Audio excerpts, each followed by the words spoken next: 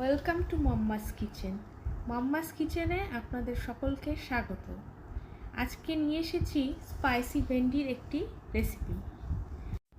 তাহলে দেখা যাক স্পাইসি ভেন্ডি বানাতে কি কি উপকরণ লাগছে।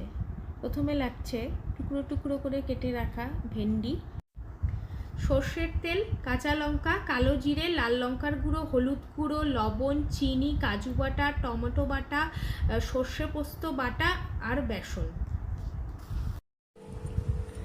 এবার ভেন্ডির মধ্যে লবণ, হলুদ গুঁড়ো, লঙ্কার গুঁড়ো এবং বেসন দিয়ে ভালো করে মাখিয়ে নিতে হবে।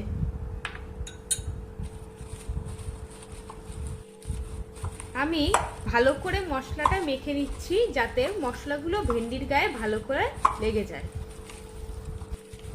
আমাদের এই রেসিপিটি আপনাদের ভালো লেগে থাকলে অবশ্যই চ্যানেলটিকে সাবস্ক্রাইব করুন এবং রেসিপিটি আপনাদের কেমন লাগলো সেটি কমেন্ট করে আমাদের জানান।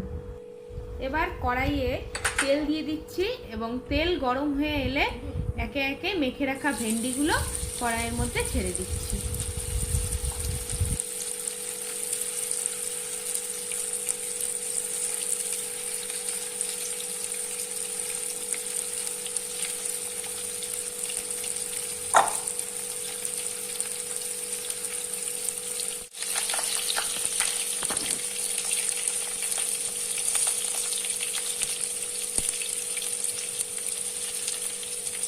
ভেন্ডিগুলো ভালো করে নাড়িয়ে চাড়িয়ে ভেজে নেব।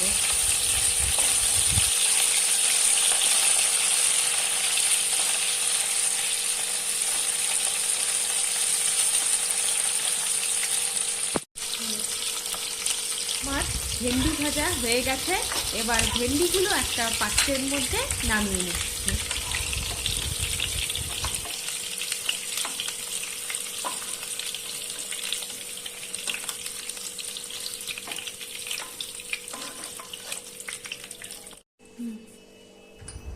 এবার ভেন্ডি ভাজার তেলের মধ্যে আরো কিছুটা পরিমাণ তেল দিয়ে দিচ্ছি। তেল একটু গরম হয়ে আসলে তেলের মধ্যে কালো জিরে দিয়ে দিচ্ছি।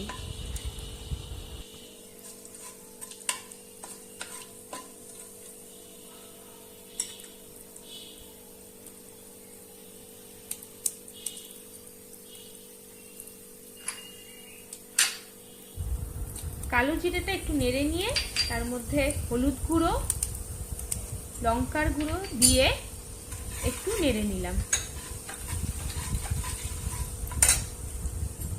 এবার সর্ষে পোস্ত বাটা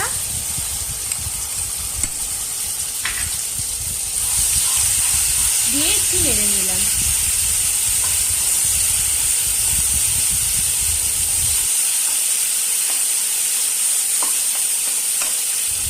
এবার টমেটো বাটা দিয়ে নেড়ে নিলাম।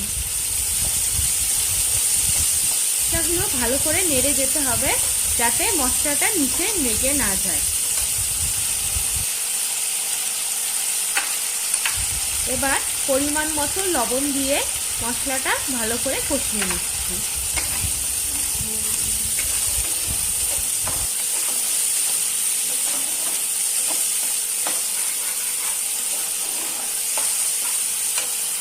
এবার সবশেষে দিয়ে দিচ্ছি কাজু বাটা।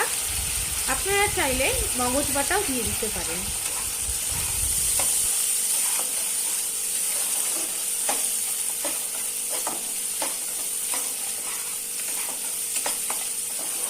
মশলাটাকে ভালো করে নেড়ে ছেড়ে কষিয়ে নিচ্ছি।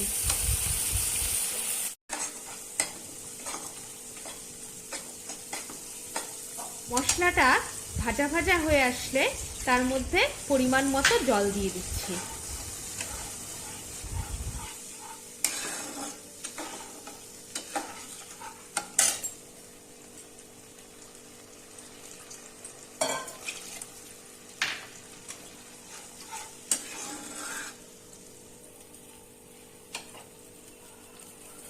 আর আগে থেকে ভেজে রাখা ভেন্ডিগুলো মশলার মধ্যে দিয়ে দিচ্ছি।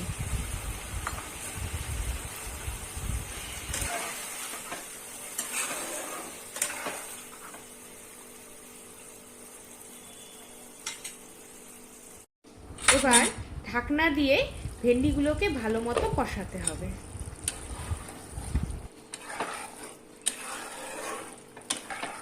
দেখুন কি সুন্দর মশলা থেকে তেল ছাড়তে শুরু করেছে।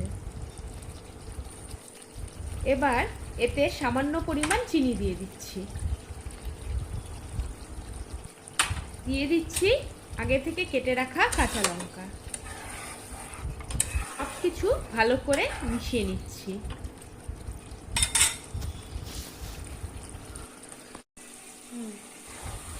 আমরা রেসিপির শেষ পর্যায়ে চলে এসেছি। এবার গ্যাসটা বন্ধ করে দিচ্ছি। তাহলে তৈরি হয়ে গেল স্পাইসি ভেন্ডির রেসিপি। এবার দুপুরবেলা গরম গরম ভাতের সাথে এই স্পাইসি ভেন্ডির রেসিপিটি সার্ভ করুন। আমাদের কমেন্টে জানাতে ভুলবেন না আপনাদের এই রেসিপিটি কেমন খেতে লাগলো। ভিডিওটি আপনাদের ভালো লেগে থাকলে অবশ্যই লাইক করুন। Thank you.